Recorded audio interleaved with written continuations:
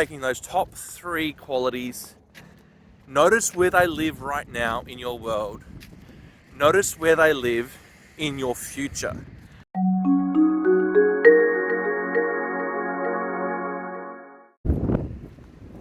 Hey guys, out on the breezeway, or should I say the seaway. Just pan across over here, and you can see the boats are going by, and some people on bikes, a few other things. People having a good time. A little bit breezy out here at the seaway at Surfers Paradise, just up Southport, here on the Gold Coast. And so today I just wanted to talk to you about grief, and in particular the grief resolution process which I was working through. The first step, or one of the steps, well, it wasn't the first step, but one of the steps was about moving the pictures. And one of the things that comes through is that people find it very difficult to move the pictures. They find it very difficult to move the pictures in their mind because they think they have to let go of the person. And so as they have to let go of the person, as we watch a few boats go past, as we are worried about them having to leave our life, we need to think about them as always with us. This is one of the successful things I see people who handle the grief, or at least carry the person with them, is that they're with them all the time. They haven't left them metaphorically in their nervous system. There's a representation inside them.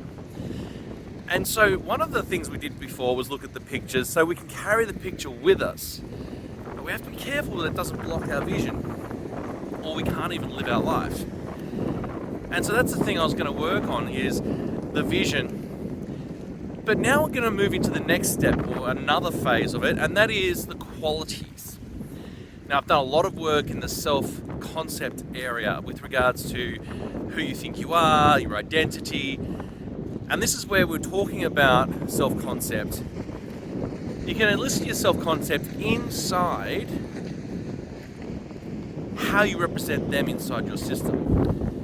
And so as we're looking at the situation with these pictures, what we want to do is we want to have the qualities of your, might have been your partner, might have been a loved one, have the qualities, it might have been your mum or your dad. Write down all of the great qualities that you're really missing, the things that are causing that emotion. Sit down and look at those qualities and say, all right, well, I'm missing the fact that they were so warm. I'm missing the fact that they were like my best buddy in the companionship. I'm missing the fact that, I don't know, they were strong for me. Or I'm missing the fact that this is part of how life was meant to be. And there might be a whole lot of qualities. Maybe they were, had a great sense of humour. And there'll be a lot of things you're missing. And so the thing I'd like to encourage you to do is to gather together maybe your top 5, or maybe 3. Start with 3. Your top 3 qualities about these people that you're really missing.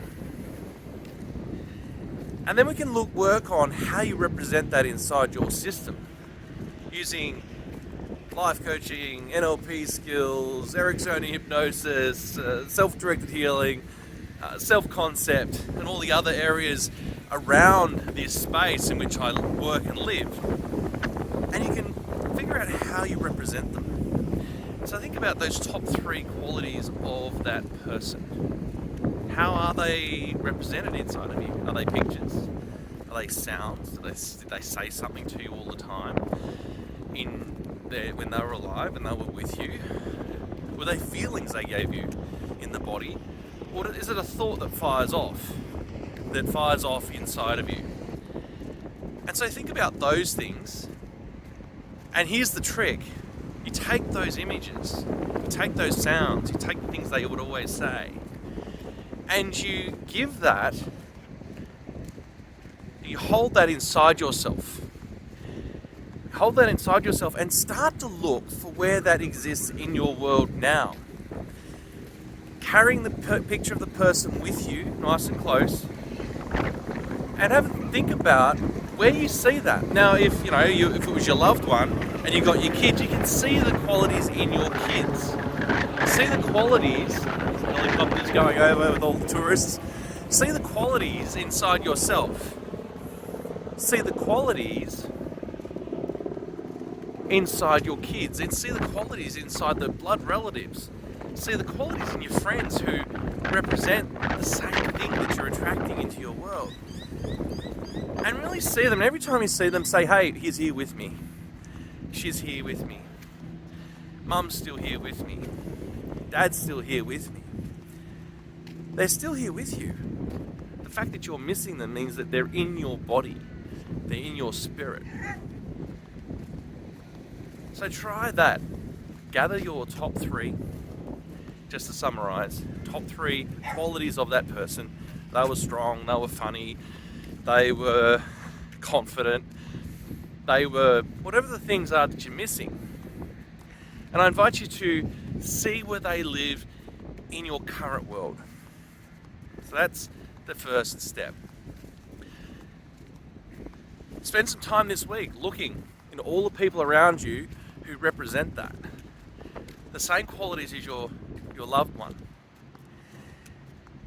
And know that they are with you forever. They're inside you. You know, if you've grown up from the age of 20 with a partner and they depart the planet 20 years later, that's your whole adult life. Of course they're inside you. They're part of you. And know that they're part of you forever. And this philosophy, this idea, gives a lot of people a lot of comfort. And the person's gone, yes, but it's the first step of the healing is accepting it, but knowing they're with you.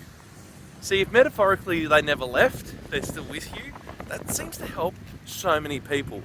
They can hold the picture just here or whatever appropriate distance away it is, and you don't have to lose them. And this is the thing, your brain's making up a complex equivalence, as they say in NLP, which is a complicated way of saying this equals that. And it's just not true in the sense of your nervous system. It's true in reality, we know that, but your nervous system has held on to this. And so you can hold on to them forever. So there are some people who cope and some people who don't. We're modeling the people who cope. That's what we're doing here. This is a grief process, and it's a step in resolution. It's a step in acceptance, and it's a step in having them with you in your heart.